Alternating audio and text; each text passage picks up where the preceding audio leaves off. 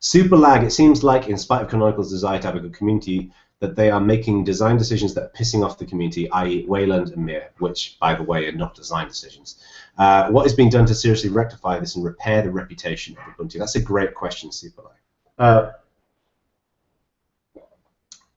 This is going to be a long answer, so bear with me, folks. You may want to have some coffee as well.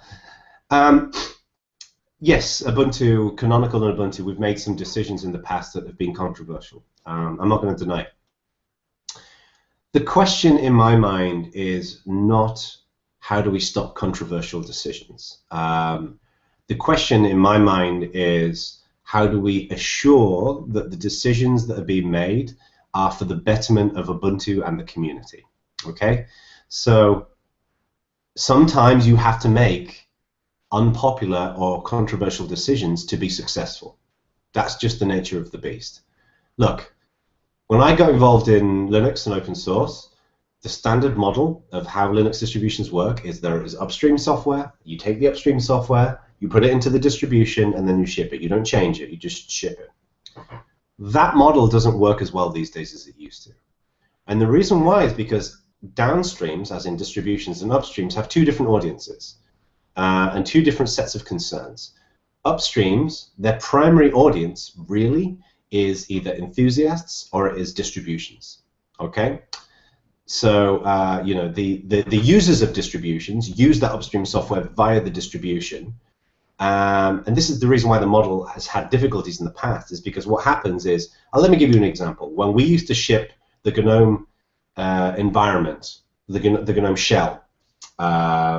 GNOME 2.0 in Ubuntu. What would happen is we take GNOME, we put it into Ubuntu, and we'd customize it in some ways, which was already unpopular, that notion of customizing it, and then we'd release it. What would happen is people would use Ubuntu. Like, people don't use upstream software directly, very rarely. People use it through distributions, and they would have issues with it. Now, enthusiasts would know to talk to the upstream directly, but the majority of users, the million of the 15 to 25 million users or whatever that use Ubuntu, the majority of those people, if they have problems with it, they come banging on Ubuntu store. So what happens is we then have also Ubuntu deals with OEMs, and it deals with PC companies, and it deals with governments and custom rollouts, and all of the people who are consuming Ubuntu to solve their technical problem, to solve their computing problems. They would come banging on our door, but we'd have very limited ability to fix those things because we have to work through the upstream. So what would happen is we'd try and work with the upstream. And in the case of GNOME, it was really hard to do that because the things that we wanted to fix, the things that we wanted to change, were not of interest to the upstream. So that puts us in a really impossible situation. It's, okay, well, our users want us to change these things to improve Ubuntu, but our upstream that we're entirely dependent on are unwilling for us to make some of those changes. And that's where a lot of this, where a lot of this controversy was formed. Now, I'm not suggesting for a second that Canonical is perfect. We've completely screwed up in the past in terms of our relationship with some upstreams. But the primary issue in my mind is that tension between upstream and downstream. What we've decided to do to rectify this is we've basically become an upstream. So we've built Unity, and in building Unity, we've built it to solve some of these problems, which makes Ubuntu a better platform. But we've also made a commitment to make sure that Unity will always be free software. So someone can take Unity and they can ship it in Debian or in Arch or in Fedora or wherever they want. Okay, our job is not to make it easy to do that because we're investing in making it work in Ubuntu, but we're not going to make it difficult or hard or impossible to ship that software in these other distros as well.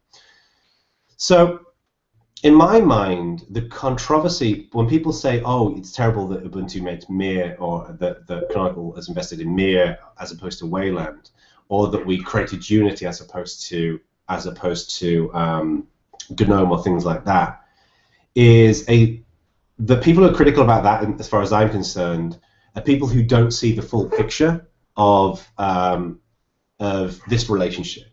So I think that the decisions that we've made those decisions, and they've been tough decisions to make, and they've been unpopular decisions to make in many cases, but they were necessary for Ubuntu to be successful. Because I'll tell you what we'd be if we weren't doing those things, and I mean this with the greatest of respect, would be Fedora. And I think Fedora is a wonderful distribution. I think the people who work on Fedora are great people with absolutely the right and most sincere intentions in the world. But they have a very, very specific policy, which is we won't change upstream. We take GNOME and we ship it in Fedora. It's the same thing with Kubuntu. We take KDE and we ship it in Fedora. And if we were to do that with Ubuntu, we'd be no different. We wouldn't be able to differentiate ourselves. The notion of creating this convergent platform would be completely impossible to us. Like creating this convergent story with GNOME and with Wayland, from what I can tell, is a lot more complicated and a lot more engineering intensive and wouldn't work anywhere near as well as what we can do right now with Unity and Mir. So this is about making the right decisions for what we're trying to do with Ubuntu. We're not stopping anybody from using these pieces. Anybody can take Unity and they can put it in their distribution. Anyone can take Mir.